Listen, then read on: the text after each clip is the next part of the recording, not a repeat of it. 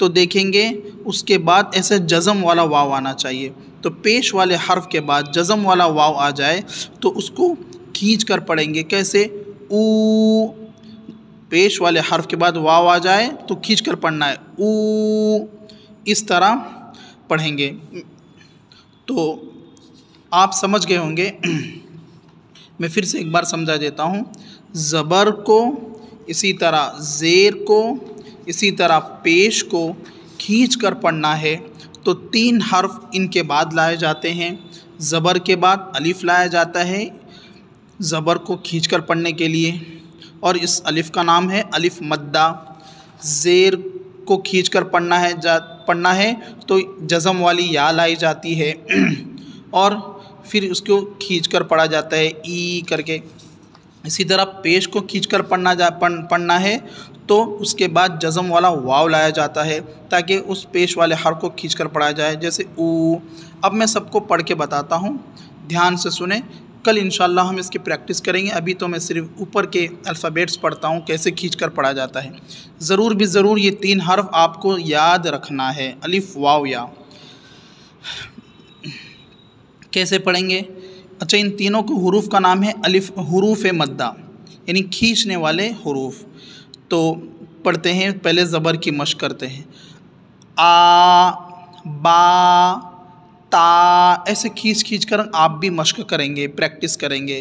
सा, जा, हा, खौ, दा, ज़ा, रौ, ज़ा, सा, शा, सौ, ज़ौ, तौ, ज़ौ, आ, गौ, फा, कौ, का, ला, मा, ना, वा, हा, या।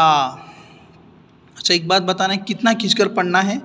तो उसके लिए जैसे मैं मिसाल देकर आपको कहूँ, एक अलिफ़ को पढ़ने में जितनी देर लगती है उतना, और उसको अगर प्रैक्टिकली फ़िज़िकली समझना है तो जैसे अब ये मेरा हर्फ है, ये मेरी उंगली है, तो इस तरह आप बंद कर लीजिए।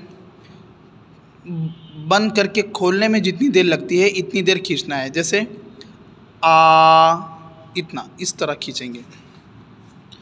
अब ये या की मिसाल, ज़ेर की प्रैक्टिस।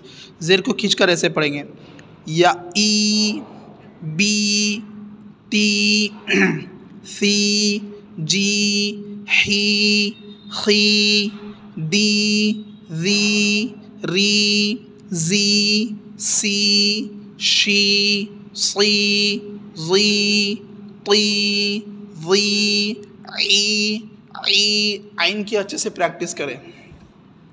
ई, री, फी, की, ली, मी, नी, वी, ही, ई, यी।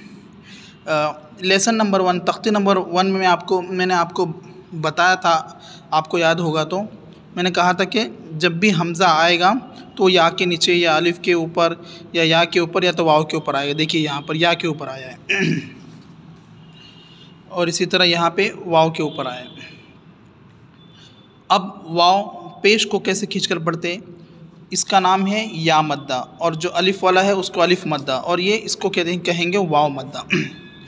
ऊ, बू, तू, सू, जू, हू, खू, दू, ज़ू, रू, ज़ू, सू, शू, सू, ज़ू, तू, ज़ू, ऊ, ऊ, फू, क़ू, कू, लू, मू, नू, वू, हू, ऊ, यू।